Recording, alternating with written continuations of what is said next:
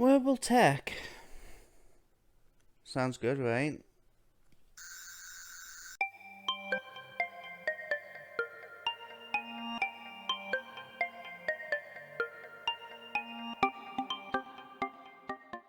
Hey there, guys. Gamer Jamie Triple One here, and today I am going to be doing my ranking of every incarnation of the Doctor from the hit show Doctor Who. I'm just getting over a bit of flu after I had my flu jab, so I'm just doing something calm, something semi-relaxing. I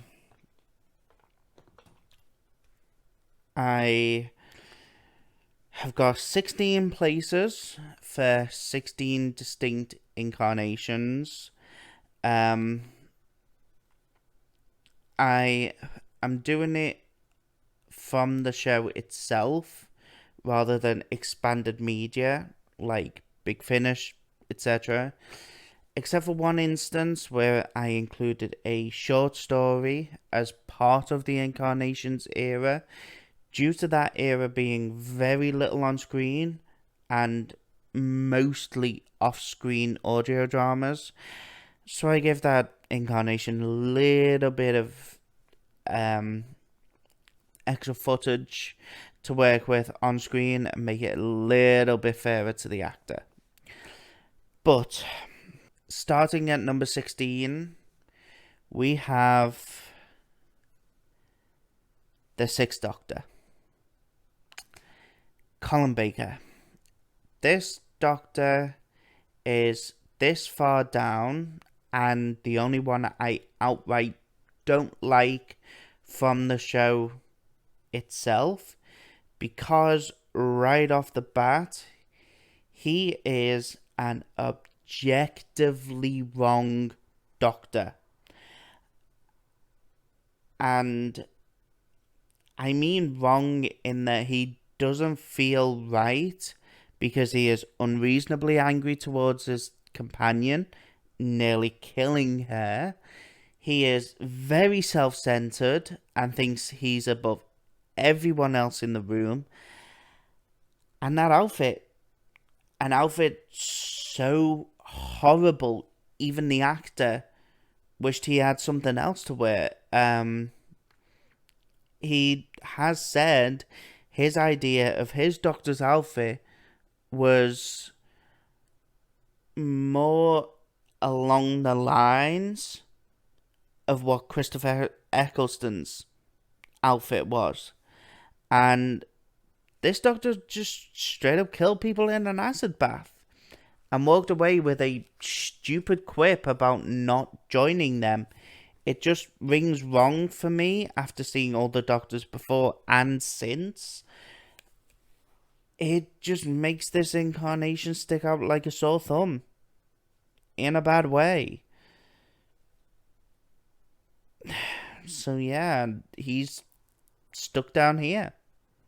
Now, going from here onwards, I don't hate any of the Doctors. It's just a preference order, and I have to use nitpicks to distinguish where they land. So, going into number 15, this is going to tick off a lot of people, but the Third Doctor. John Pertwee was charismatic and so well picked to be the first Doctor in colour, but this Doctor is also very fight focused, but in a different way to Six, in that he would never have outright killed a person.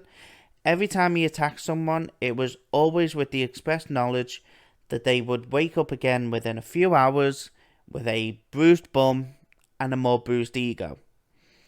But this is the only Doctor so far to have been exiled and forced to stay on Earth, and uses that to his advantage, although the Master coming back as often as he did to Earth to basically just taunt the Doctor started to get a bit much, and unfortunately it was the master actor's death in a car accident that caused John to consider moving on from the role, but he was the more James Bond of the Doctors.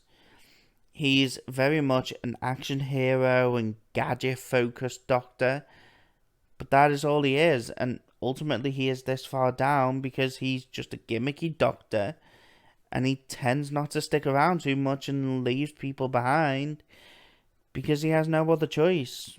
Although I will thank this era for giving us the amazing character. Amazing, phenomenal, brilliant character of Sarah Jane Smith. May Elizabeth rest in peace. Now then, at number 14, we have the second Doctor. Patrick Troughton. The last Doctor to be broadcast in black and white. The first to portray the Doctor that wasn't Hartnell.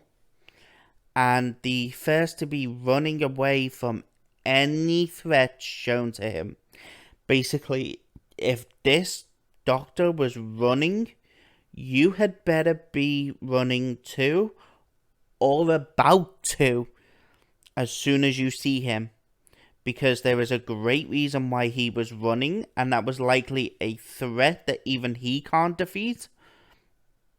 Or it was a tactical retreat to save face while he thought of a plan to come back strong.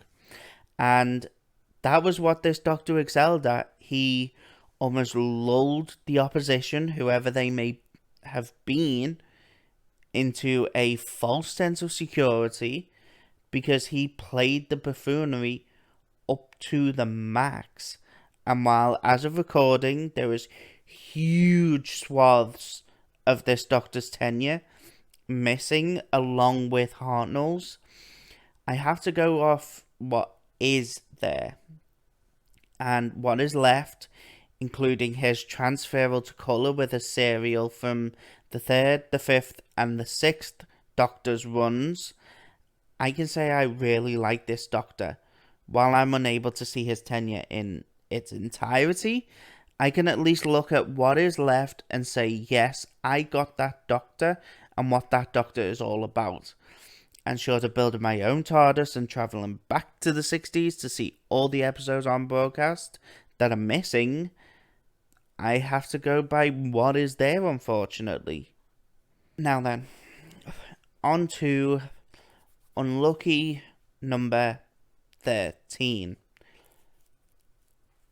where we land with the 5th Doctor.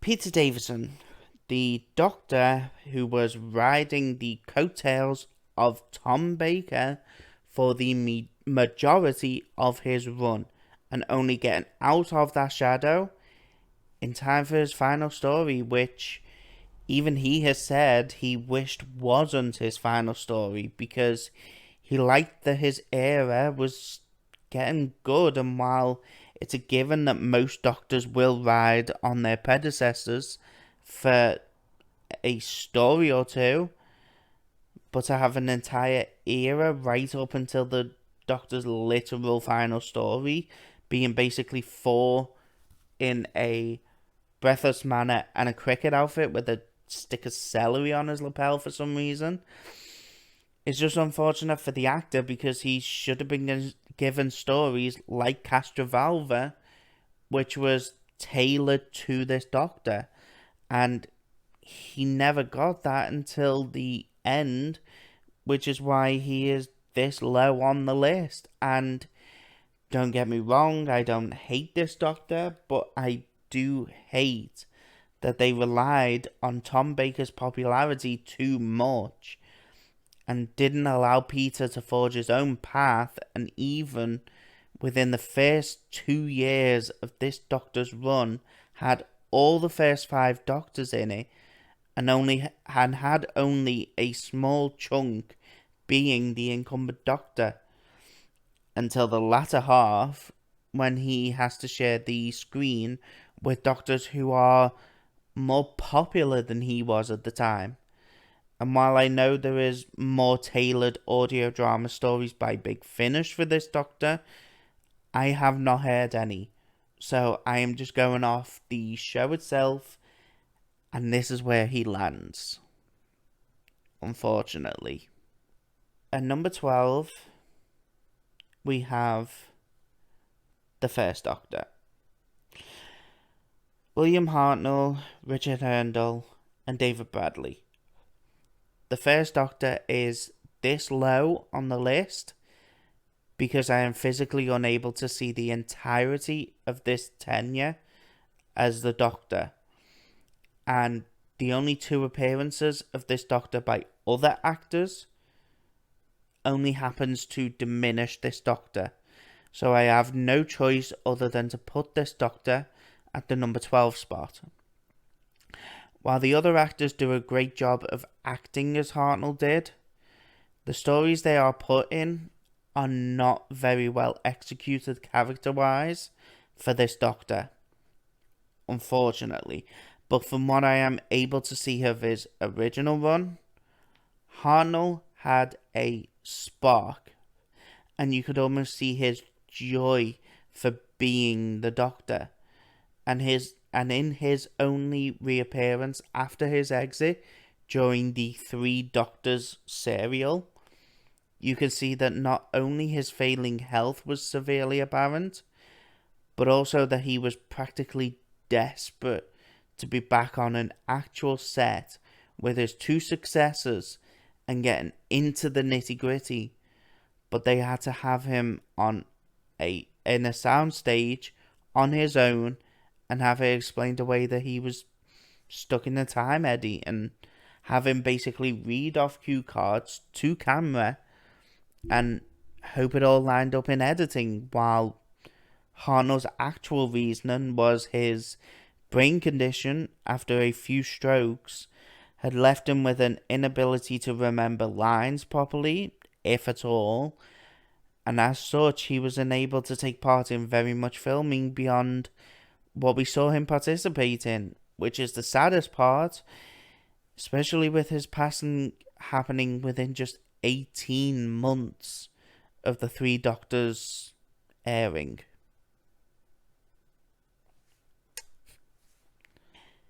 Now, in at number 11, we have the 7th Doctor. This Doctor being this low on the list actually surprised me. While he is not my favourite Doctor by a long shot, I was surprised by how far down he fell, and it was nothing to do with the actor or characteristic choices. It was just simply that I preferred other Doctors to this one, and unfortunately this era suffers with the minuscule budgets. It was not very amazing acting by characters not called the Doctor or Ace, and I'm surprised the minuscule budget even had enough for a camera in some places. They had to film a lot outdoors because it kept costs low, and if they needed to restart a scene, it was easier on production to do so. And that was the main problem with this era. It suffered from a lack of money and the ability to make amazing stories out of great ones, and great stories out of mediocre ones, which, with more money thrown at it, could have been great.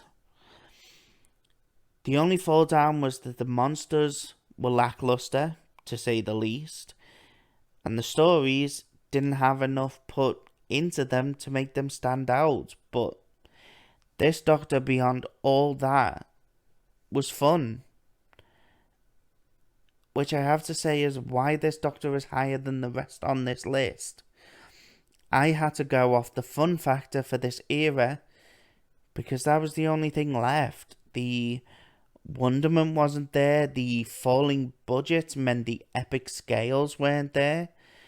And then to have Sylvester McCoy unceremoniously thrown out of the role in 1989 without a season in 1990, and then only brought back in the TV movie to have some kind of tie to the classic era if they greenlit another season after it, instead of spending the film being introduced to the Eighth Doctor and spending more time with him, which Sylvester wanted to happen and has said since that he wishes McGann got more screen time, rather than him having a delayed, prolonged death and regeneration.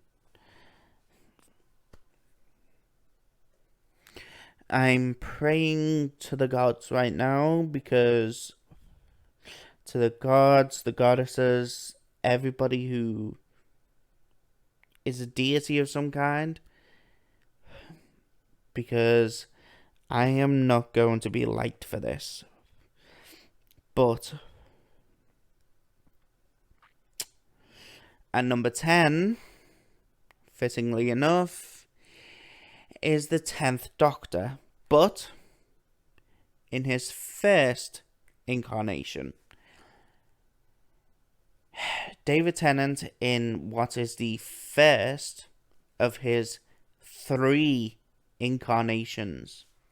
And yes, I am counting the regeneration in Stolen Earth Journey's End as a definitive regeneration and a change of character, even though the actor stayed the same, because they counted it as a definitive regeneration, and there was a clear change in the Doctor's mannerisms after the regeneration. So I am counting them separately. But this version is much further down the list because of the love storyline with Rose. The oblivious to being loved by Martha storyline, and the pining after Rose while Martha wants to jump his bones storyline. But going off series 2 and 3 alone, then this Doctor would be much further down. But it is only being brought up by series 4, with his pairing with Donna and occasionally, I guess, Wilf, but also his companionship with Astrid. But his pairing with Donna was my favourite Doctor companion pairing for a long time, and still is up near the top. But this Doctor was far too human for me. And the fact that it is heavily implied that the Doctor and Rose bonked off screen was a turn off for me. And that made him slip. And then for his almost complete, unbothered approach with Martha, especially in the Shakespeare Code, when she was genuinely unaware whether she would be treated as a slave, since they were in a time of 1599, where she would have and where she could have and would have been treated as such. And he just disconnects and tells her to walk about like she owned the place, when at the time she would have been severely punished for thinking she was more than her master as a woman, let alone a black woman. So he almost got Martha killed, and he just moved on and thought nothing of it. But then for Donna to come back around and change this Doctor for the better was exactly what this Doctor needed. He needed someone who wasn't just travelling to bonk him. They were friends, and they knew that from the start. I just wish Donna was the companion in series 3 and 4 instead of Martha, and have Martha be a secondary companion for series 3 and or 4. But to take this Doctor away from the stories he's in, i.e. the episodes, but still keep his character story and his story arc,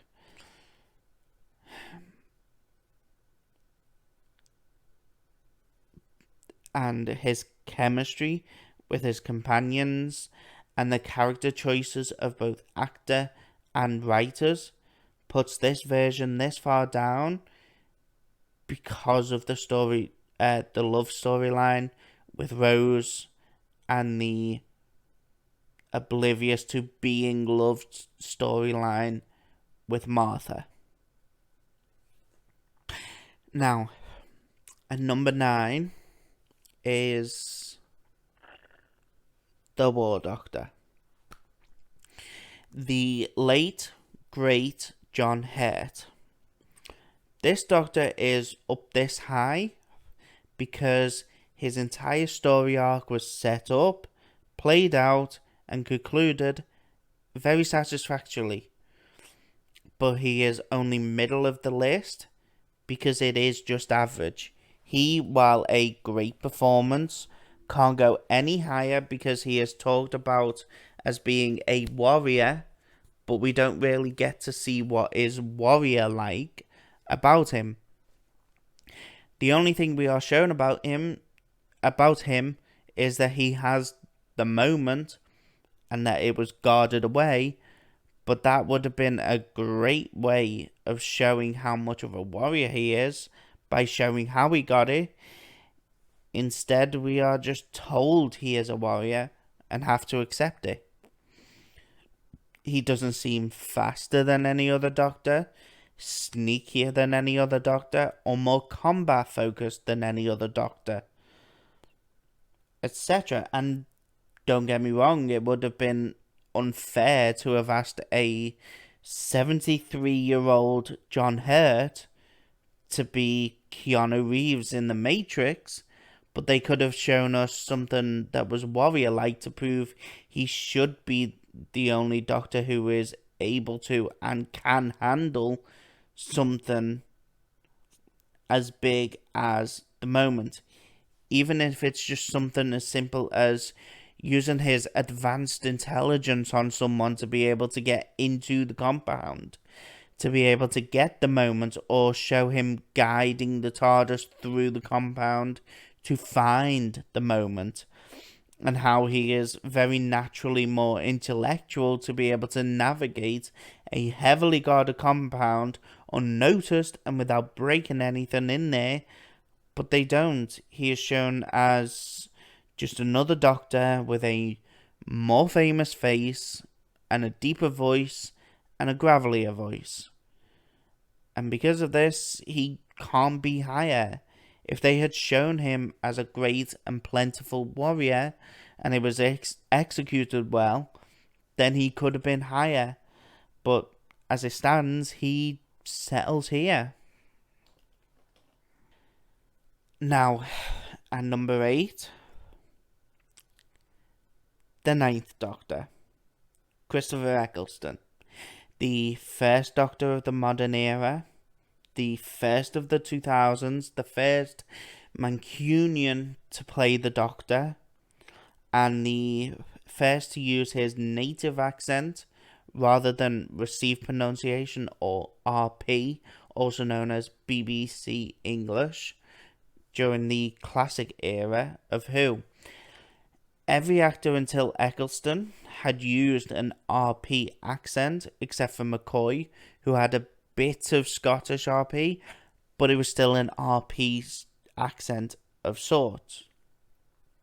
Eccleston is the first to use his fully natural accent and do away with the RP side of the character, as seen before his introduction, almost in a defiance of the character who had come before, which is pretty much what this incarnation was all about. And this Doctor, while being in what I consider to be the worst series of Modern Who, was the standout star of that series. His actions, from helping Rose escape the Autons, to his entire performance in Dalek, to his utter infectious joy at saying, "Just this once, everybody lives," and screaming it at the top of his lungs in the Empty Child Dr. Dancer's two-parter, to his hesitance of killing the Daleks in Parting of the Ways because it had killed the humans on Earth too. Knowing that he has this animosity towards the Daleks for the Time War, but still caring about the humans below who he doesn't even know, but still caring about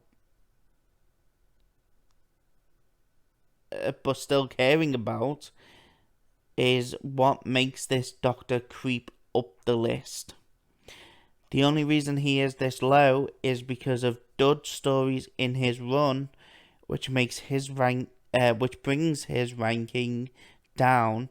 And while he is a standout in the episodes themselves are bad, and that matters in this ranking, unfortunately. And number 7, I need a shield of some kind. Because at number 7, it is the 13th Doctor.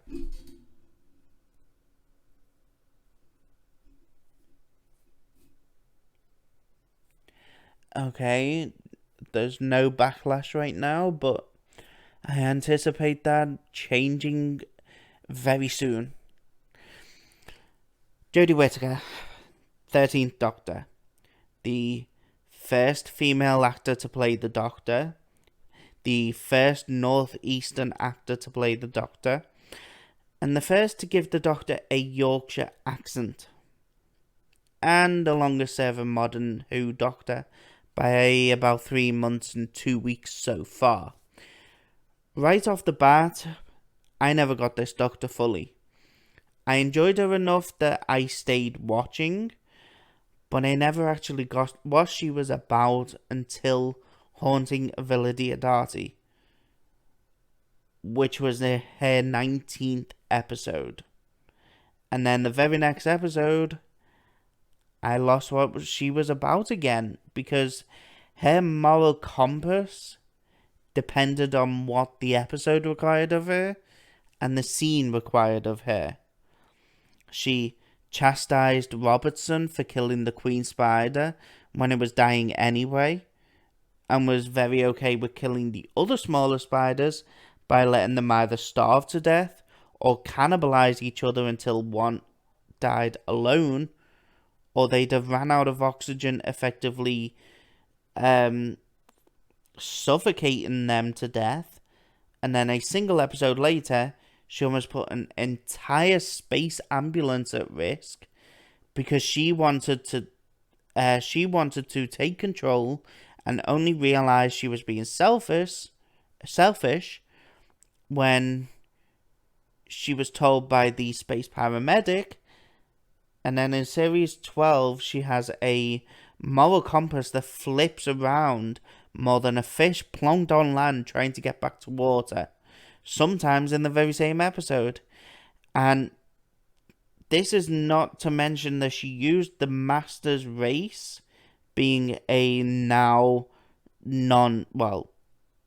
as of the episode, a now non-white actor, against him in Nazi-held Paris, and made a comment about it before leaving him possibly to die at the hands of the Nazis. And skipping to series 13 and the specials, while she had a clearer grasp on the Doctor, she was still very flip-floppy and even childish at some points. But my God, there was some great episodes during her run that has helped bolster this incarnation up. while her character is inconsistent, the episodes saved her from being much lower. And I mean much lower. Now then, on to number 6. The 4th Doctor. Tom Baker, the longest serving Doctor, the oldest living Doctor, and the best classic era Doctor. I haven't had a chance to see a huge amount of his stories, but I have seen stuff from his first serial as the Doctor, a few serials from 1976 to 78-ish, and his final serial, which included his regeneration episode. And I actually am surprised that he got this high up, although I fear he was in the role for a little too long. With him being in the role for 7 years, I think he was definitely ready to leave by the end of his time on the show, because you could tell Tom was becoming frustrated with behind the scenes production, and he even admitted as much, and fellow actors have admitted as much. And the final straw came when a new production team was brought in and told him how to play the Doctor, even though he knew how to play the Doctor, and that spurred him to leave at the end of his contract. But from what I have been able to see, I actually love this Doctor. He's silly enough that he can lull you into a false sense of security, but he knows when to pull the rug from underneath you and surprise you with how he's going to defeat you. And maybe once I've finished watching all of his episodes, he could be higher, he could be lower, who knows. But for now, he lands in my number 6 spot.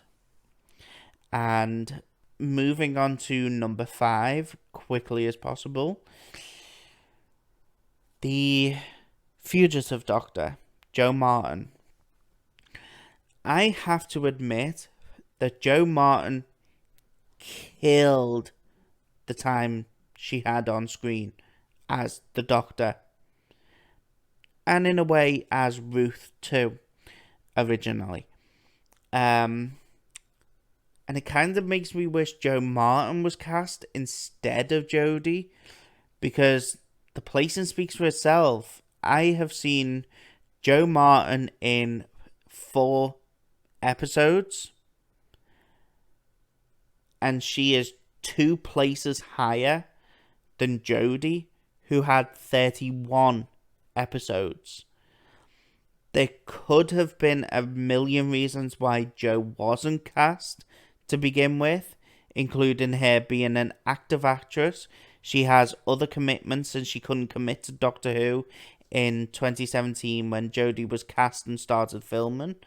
But I hope we get to see more of Jo Martin's Doctor, because she was fierce and wonderful and totally commanded the screen whenever she was on it, and took all focus away from everyone else, including the actual current Doctor. She just completely blew me away from the second she announced herself as the Doctor until she went on her merry way at the end of that episode. And to see some more of the story unfold in flux with her, and then to see her one last time in Power of the Doctor as a hologram, helping Yaz to defeat the Master by helping Yaz force the Master to regenerate back into Jodie. Just amazing all around. Now, at number 4 is the 8th Doctor. Paul McGann, the Wilderness Doctor. The only new Doctor on screen in the 90s, the first to move more away from RP and use a slight American accent, along with still using his RP. And this is the first Doctor to show any kind of romance towards a companion, being that he kisses Daphne Ashbrook's character Grace Holloway, and vice versa. But while the movie is not his greatest work, he is this high because of the short Night of the Doctor, in which he shows so much range that I wish he had been given a good crack at the whip on TV. And I am glad that Big Finish basically got to mould this Doctor, and he was given a chance to come back on screen in that short, as well as Jodie's final episode, Power of the Doctor. And both times he proves he is still capable of playing the Doctor. And I hope he gets a chance, even now, to make a series of 8th Doctor episodes or serials. They could translate some of his Big Finish audios into visual stories, with McGann and the Big Finish team translating it all across to that medium. I know I'd watch it, and I know plenty others who are a fan of this Doctor, but are unable to get his Big Finish audios like myself, would love to watch it. Maybe a plan now that it's now that it's coming to Disney Plus and they're getting a bigger budget. Maybe. Now then, at number 3, we have the second 10th Doctor. David Tennant in the middle incarnation of his 3 Doctors. Chronologically, this is the 12th incarnation, still using 10's face and moniker, but this version of 10 is at my number 3 spot, because this version of 10 is a lot more darker, and there was a very significant personality change after the regeneration, in that he was a lot more persuadable to do the more selfish things that the last version would never think about doing. Like his saying to Adelaide Brooke that he was the Time Lord victorious, and that the laws of time are his and they will obey him. And he calls Adelaide's team little people, whilst calling Adelaide someone important that he saved, and he changed a fixed point in time, being her death location, and what he hoped would be a change in death date in time, so that she could encourage her granddaughter in person, a granddaughter who without her would go on to space travel herself, but for Adelaide to regain her own sense of autonomy and take her own life, effectively putting her granddaughter back on track for going to space, and then his realization at her actions, thinking she would do as he said, but for him to have a hard slap to the face about the fact she was a person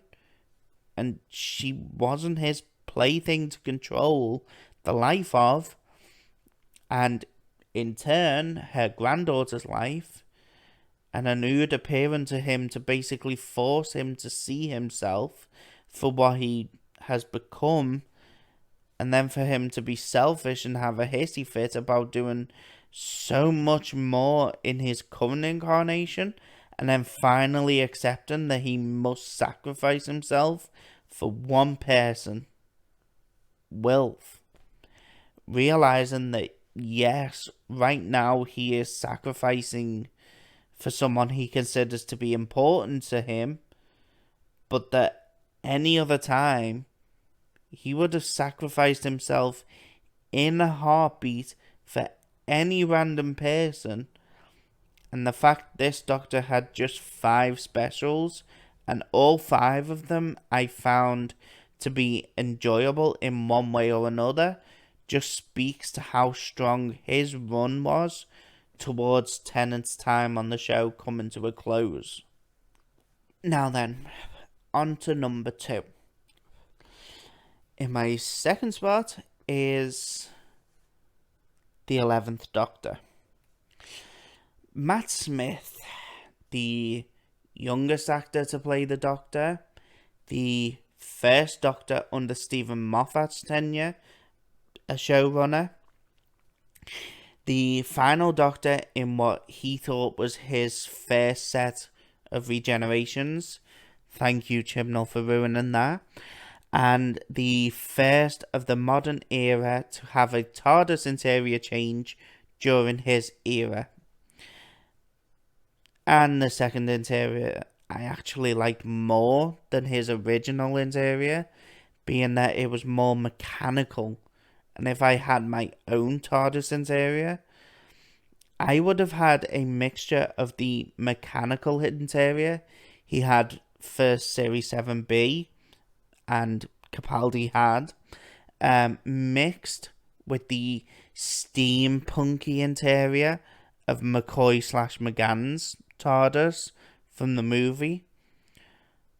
All that said, I do still like his original interior, but I prefer the second one a bit more than the original one, because his original one stayed pretty much the same. His second one, however, changed over time once Capaldi took over, and that final interior actually became my all-time favourite interior, so far at least. We have yet to see Tennant's 14th Doctor's interior, or Ncuti Gatwa's 15th Doctor's interior. But that whimsical interior actually suited 11 for the beginning of his era. And the moodier, darker second interior suited his later run, and even thematically made sense when Capaldi took over and continued on with the theme of it being the same man, just evolved rather than just a different face, so different man. And I love a lot of Smith's episodes. While some do fail spectacularly for me, the ones that shine out shine brighter than the sun. Like the Series 5 penultimate episode with all of the Doctor's foes coming together to put him in the Pandorica in the hopes that they can save the universe from the exploding TARDIS. But it turns out it was River Song who blew it up rather than the Doctor, and effectively ended the universe, the entire universe, for a week. The fact the universe actually ended was something always promised but never delivered on until that episode, and I still get chills even now, a decade and a bit later, when the Alliance reveal they are working together against the Doctor. And then for Series 6, A Good Man Goes to War stands out as an amazing episode, with the reveal of River Song being Amy Pond's daughter, and the farewell to Amy in Series 7A in Angels Take Manhattan still has me blubbering like an absolute wreck a decade later, and 1,000 rewatches later, because it is done so well. I just feel sorry for Rory, who has gone through so much, and even at the end, he is just a plot device, way of getting Amy to leave the Doctor, because if he didn't get sent back in time, she wouldn't have had a reason to leave the Doctor. The only thing I will point out about Smith's era is that he had very little chemistry with Clara, and it was almost outright stated that they fancied each other when their body language was saying everything to the contrary. Plus, Clara was nothing more than a mystery box plot device for Series 7B, and only became a fleshed out character in Series 8 and 9.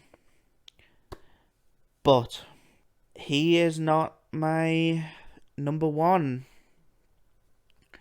because my number one, and if you've been ticking off all the Doctors that have been on so far, you will know who this is. the 12th Doctor. Peter Capaldi, the oldest actor to play the Doctor as the main Doctor of the show. The first actor to play 3 different characters in the Whoniverse, including the Doctor. The first to be in the main show, a spin-off, and then cast as the Doctor. And the first to fully use his native Scottish accent for his tenure. This is my current favourite Doctor. I don't know how 14 and 15 are going to fare, but I doubt I'm going to have them or any other Doctor higher than 12, because I got 12 by the end of his first episode. Most Doctors take me a few episodes, some take me a few seasons, but with 12, I got him immediately. I got his arc. I got what he was going to be. I got that he was going to be darker. I got that he wasn't going to be as forgiving in his actions going forward. And after seeing his entire tenure and where he went in his 4 years as the Doctor, I am glad that Peter stayed on for series 9 and 10. And I am glad that we got that amazing speech in Twice Upon a Time before his regeneration. And not to mention, this era was the first time we had a multiple master story with John Sim and Michelle Gomez as the Master and Missy in the same episode. And the ending where she literally stabs himself in the back and then he shoots herself in the back in retaliation because Missy wants to join and stand with the Doctor and be good. Plus, this Doctor has my all-time favourite TARDIS interior, as well as my all-time favourite episode, as well as many others' favourite episode, Heaven Sent.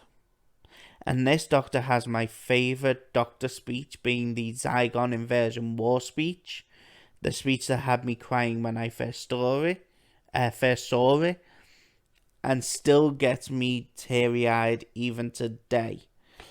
But the best companion exit by far has to be Clara's initial exit in Face the Raven. I am not counting Hellbent as an episode. That was a fever dream and doesn't exist. I also liked her little appearances to the Doctor in Heaven Sent as a manifestation of the Doctor's subconscious, filling in the gaps that he is missing, being a companion to talk to. And then for her to actually talk to him, telling him what he needed to know so he could focus on getting to the next part. And for Capaldi to have an entire episode to himself, except for a total of 5 minutes where Clara is there, is just a testament to how good of an actor Capaldi is, since it is his highest rated episode, with most, including me, saying it's his best episode in not only Series 9, but his entire era overall, and possibly of Modern Who as a whole, and all by himself with a 20-minute script repeating with some slight differences, and is still feeling intense and engaging. And I really loved the episode, but I don't watch it too often because I don't want that to stop being what I feel about the episode. But like every Doctor, he does have some dud episodes, but even the dud episodes I actually like, and I actually can't think of any dud episodes off the top of my head, which goes to show just how great all his episodes are, in my own personal opinion. And that is it. every doctor from worst to best, it goes at 16, number 6, 15, number 3, 14, number 2, 13, number 5, 12th, number 1, 11th, number 7, at 10th, the first 10th Doctor, and 9th is the War Doctor, in 8th is number 9, in 7th is number 13, in 6th is number 4, in 5th is the Fugitive Doctor, in 4th is number 8, 3rd is the second 10th Doctor, in 2nd it's the 11th Doctor, and finally, to win my best Doctor is number 12. But let me know down in the comment section below what's your top 16, top 10, top 5, top 3, or even just who is your favourite Doctor and why you've ranked them this way. And maybe I'll revisit this list in future when a few more Doctors have graced our screens and see where they land in the scheme of things, as well as where the Doctors land at that point. Whether they change, whether they don't change, who knows? But please like, share, comment, subscribe, all that good stuff. I've been Gaming Jamie 111, and I will see you guys in the next video. Bye.